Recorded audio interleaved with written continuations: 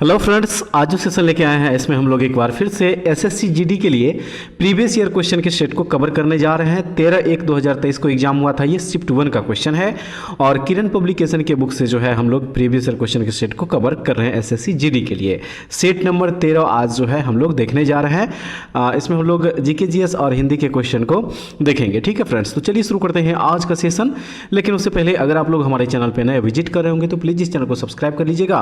और फ्रेंड्स, इससे पहले जो इस बुक का सेट नंबर 1 से लेकर 12 तक का वीडियो जो अपलोड किया गया है, अगर आप लोग वो वीडियो नहीं देखें तो इस वीडियो के डिस्क्रिप्शन उस सारे वीडियो का लिंक यहाँ पे दिया गया, आप लोग यहाँ से देख लीजिए, या फिर अलग से इसका प्लेलिस्ट बना दिया गया है, वहाँ से भी जाके आप लोग उस वीडियो को देख सकते हैं। पीडीएफ के लिए हमारे टेलीग्राम चैनल ब्लेजर्स कॉन्सेप्ट को ज्वाइन कर लीजिए, वहाँ से इसका पीडीएफ भी आप लोगों को रिवीजन के लिए मिल जाएगा। इसके अलावा आप लोग हमारे व्हाट्सअप चैनल से भी जुड़ सकते हैं, जिसका कि लिंक इस वीडियो के डिस्क्रिप्शन में दिया गया है। तो चलिए दोस्तों शुरू करते हैं आज का सेशन। तो इसमें देखिए क्वेश्चन नंबर 1 से लेके 20 तक का जो क्वेश्चन है वो रीजनिंग का क्वेश्चन है। तो मैथ और रीजनिंग का क्वेश्चन जो है आप लोग खुद से सॉल्व कर लीजिएगा। इस क्वेश्चन का पीडीएफ जो है हमारे टेलीग्राम चैनल पे अपलोड कर दिया जाएगा। ठीक है, तो देखेंगे हम लोग क्वेश्चन नंबर 21 से। ठीक है, देखिए क्वेश्चन नंबर 21 जो दिया गया यहाँ से सामान्य ज्ञान एवं सामान्य जानकारी का क्वेश्चन जो है यहाँ पे शुरू हुआ है। तो क्वेश्चन नंबर जो 21 दिया है इसमें कह रहा है इसमें कि खाली जगह दिया है, कह रहा है कि के पास भारत में माइक्रो फाइनेंस को विनियमित करने का अधिकार है। तो राइट आंसर जो इसका हो जाएगा वो ऑप्शन नंबर 2 भारतीय रिजर्व बैंक यहाँ पे हो जाएगा। ठीक है, यहाँ पे आरबीआई हो जाएगा। आरबीआई यानी कि रिजर्व बैंक ऑफ इंडिया के पास भारत में माइक्रो फाइनेंस को विनियमित करने का अधिकार है। भारतीय रिजर्व बैंक ऑप्शन नंबर जो 2 दिया गया इसका बिल्कुल सही आंसर हो जाएगा। उसके बाद अगला प्रश्न है कि निम्न में से क्या वर्ष 1950 में अपनाए गए मूल भारतीय संविधान का हिस्सा नहीं था। तो चलिए पहले इसका ऑप्शन देख लीजिए। देखिए यहाँ जो 4 ऑप्शन दिया गया है तो इसका जो सही आंसर हो जाएगा वो ऑप्शन नंबर यहाँ पे 2 हो जाएगा। मूल कर्तव्य जो है बिल्कुल सही हो जाएगा, याद रखना है ऑप्शन नंबर 2 बिल्कुल सही हो जाएगा। चलिए नेक्स्ट देख लीजिए, क्वेश्चन नंबर हो जाएगा 23। ठीक है, क्वेश्चन नंबर 23 दिया है, कह रहा है कि मध्य भारत में बस्तर विद्रोह में हुआ था। मध्य भारत में बस्तर विद्रोह जो है वह कब हुआ था। 4 ऑप्शन है, राइट आंसर इसका ऑप्शन नंबर 2 1910 ईस्वी में हुआ था। ठीक है, 1910 ईस्वी में जो है वर्तमान छत्तीसगढ़ में बस्तर विद्रोह छिड़ गया।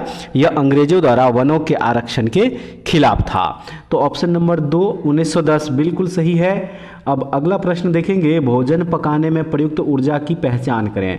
भोजन पकाने में प्रयुक्त ऊर्जा की पहचान करें। सही है रासायनिक ऊर्जा। ठीक है, रासायनिक ऊर्जा जो है देखिए बिल्कुल सही हो जाएगा। खाना पकाना इस बात का एक बेहतरीन उदाहरण है कि दैनिक जीवन में रासायनिक ऊर्जा का किस प्रकार उपयोग किया जाता है। तो रासायनिक ऊर्जा दिया गया है ऑप्शन नंबर 3 में, इस क्वेश्चन का है सही आंसर। और उसके बाद जो नेक्स्ट क्वेश्चन हो जाएगा इसमें कह रहा है कि पवन हंस हेलीकॉप्टर्स लिमिटेड अपने अपतटीय संचालन में किसे हेलीकॉप्टर सेवाएं प्रदान करता है।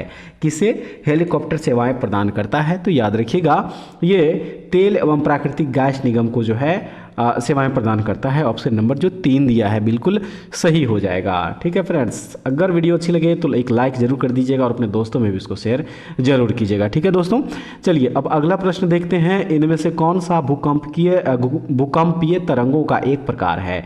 इनमें से कौन सा भूकंपीय तरंगों का एक प्रकार है। तो वह है पी तरंग। ठीक है, पी तरंग जो है देखिए इस क्वेश्चन का यहाँ पे बिल्कुल सही आंसर हो जाएगा। तो क्या हो जाएगा, ऑप्शन नंबर 2 बिल्कुल सही हो जाएगा। अगला प्रश्न देख लीजिए, अप्रैल 2022 में निम्नलिखित में से कौन सी प्रसिद्ध बॉलीवुड हस्ती आसनसोल पश्चिम बंगाल से उपचुनाव जीतकर सांसद बना या बनी। तो राइट आंसर इसका हो जाएगा ऑप्शन नंबर 3 शत्रुघ्न सिन्हा। शत्रुघ्न सिन्हा जो है ये अप्रैल 2022 में जो है उपचुनाव जीतकर सांसद जो है बने थे। तो ऑप्शन नंबर जो 3 दिया है बिल्कुल सही हो जाएगा। और उसके बाद नेक्स्ट क्वेश्चन जो दिया है इसको देखते हैं, भारतीय ओलंपिक संघ का गठन किस वर्ष हुआ था। भारतीय ओलंपिक संघ का गठन जो है वह किस वर्ष में हुआ था। तो ये 1927 ईस्वी में हुआ था। ठीक है, कब हुआ था 1927 ईस्वी। ऑप्शन नंबर जो 1 दिया है बिल्कुल इसका सही आंसर दिया गया है। चलिए अब नेक्स्ट क्वेश्चन देख लीजिए, भारत की द्वितीय पंचवर्षीय योजना की समय सीमा क्या है। भारत की द्वितीय पंचवर्षीय योजना की समय सीमा क्या है? तो इसका समय सीमा था 1956 से 61। द्वितीय पंचवर्षीय योजना का कार्यकाल था 1956 से 61 और ये महालनोबिस मॉडल पर आधारित था। कई बार ये पूछ लिया जाता है, तो इसको भी आप लोग जरूर याद रखिएगा। ऑप्शन नंबर जो 4 दिया है बिल्कुल सही हो जाएगा इस क्वेश्चन का आंसर। अगला प्रश्न है, खाली जगह है, उसके बाद कह रहा है कि पंचवर्षीय योजना स्थिरता के साथ विकास के विशिष्ट उद्देश्य के साथ शुरू की गई थी। वह कौन सी पंचवर्षीय योजना है? चलिए इसका ऑप्शन देख लीजिए। देखिए फ्रेंड्स, यहाँ जो ऑप्शन दिया गया है 4 ऑप्शन, इसमें से जो राइट आंसर हो जाएगा ऑप्शन नंबर 4 हो जाएगा, चौथी पंचवर्षीय योजना, जिसका कार्यकाल था 1969 से 1974। ठीक है, चौथी पंचवर्षीय योजना का कार्यकाल ऑप्शन नंबर जो 4 दिया है ये बिल्कुल सही हो जाएगा। और ये गाडगिल फॉर्मूले पर आधारित थी, ये पंचवर्षीय योजना गाडगिल फॉर्मूले, इसको भी आप लोग जरूर याद रखिएगा, जिसमें कि स्थिरता के साथ विकास और आत्मनिर्भरता की दिशा में प्रगति पर ध्यान केंद्रित किया गया था। तो याद रखना है ऑप्शन नंबर 4 बिल्कुल सही हो जाएगा। चलिए अगला प्रश्न देख लीजिए फ्रेंड्स। नवंबर 2022 तक की स्थिति के अनुसार निम्नलिखित में से कौन उत्तर प्रदेश भारत के राज्यपाल, उत्तर प्रदेश के राज्यपाल जो है यहाँ पे पूछ रहा है। ठीक है, तो देखिए सही आंसर इसका हो जाएगा आनंदीबेन पटेल, ऑप्शन नंबर 4 बिल्कुल सही आंसर इसका हो जाएगा। और चलिए अगला प्रश्न देखते हैं, भारत के सर्वोच्च न्यायालय का उद्घाटन कब किया गया था? भारत के सर्वोच्च न्यायालय का उद्घाटन कब किया गया था? तो इसका उद्घाटन किया गया था 28 जनवरी 1950 ईस्वी को। कब किया गया था? 28 जनवरी 1950 ईस्वी को जो है भारत के सर्वोच्च न्यायालय यानी कि सुप्रीम कोर्ट का उद्घाटन किया गया था।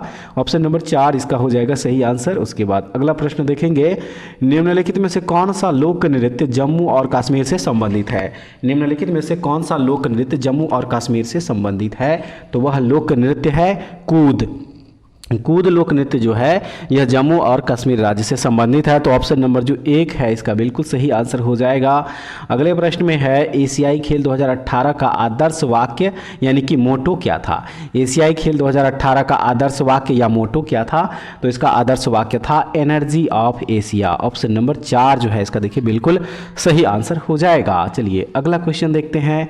इसमें दिया गया है कि किस योजना के तहत 10,000 रुपये तक की ओवरड्राफ्ट सुविधा पात्र खाता धारकों के लिए उपलब्ध है? किस योजना के तहत?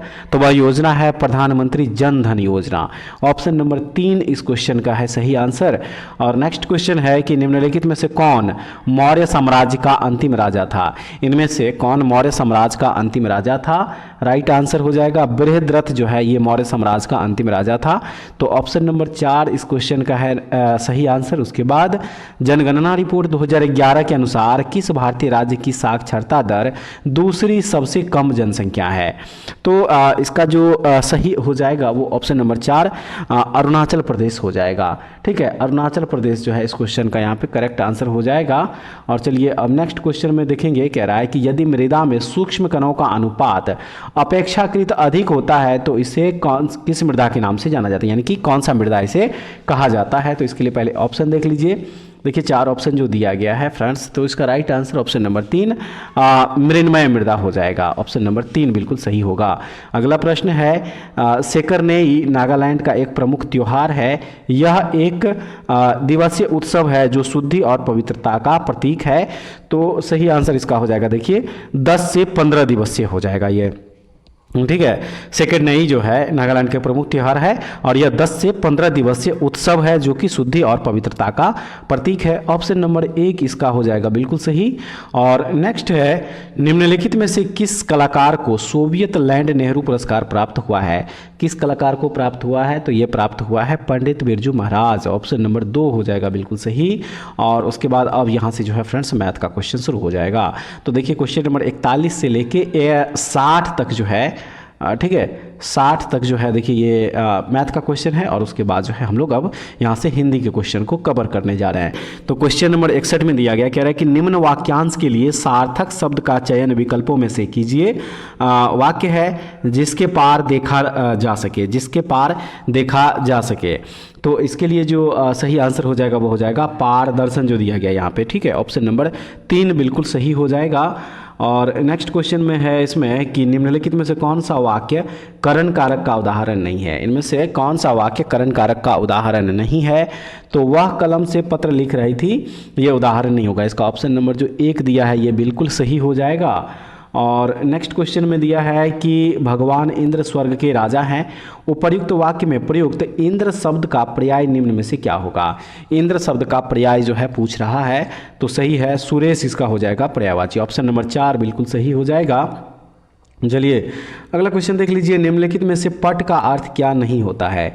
निम्नलिखित में से पट का अर्थ क्या नहीं होता है, तो राइट आंसर इसका ऑप्शन नंबर 2 डालना जो दिया गया ये बिल्कुल सही हो जाएगा। और उसके बाद चलिए अब नेक्स्ट क्वेश्चन देख लीजिए। क्वेश्चन नंबर 65 में दिया गया है कि नीचे दिए गए शब्द के लिए उचित वाक्यांश दिए गए विकल्पों में से चुनिए।